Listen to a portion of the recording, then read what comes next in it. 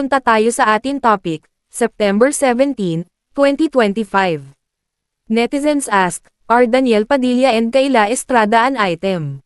Netizen, well, they are both single and at the right age na din, so why not? Ano nga ba ang estado ng relasyon ng kapamilya stars na sina Daniel Padilla at Kayla Estrada?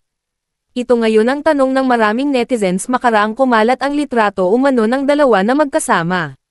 Bagamat hindi malinaw ang kuhang picture, nakatitiyak ang netizen na sina Daniel at Kayla ito dahil sa kanilang mga halma. Ini-upload ang litratong ito noong September 14, 2025, sa Reddit at TikTok. Kung marami ang napapatanong sa ugnayan ni Daniel at Kayla, may ilang netizens naman ang ikinatutuwa ang pagsasama ng dalawa, lalo na't parehas naman daw silang walang karelasyon ngayon.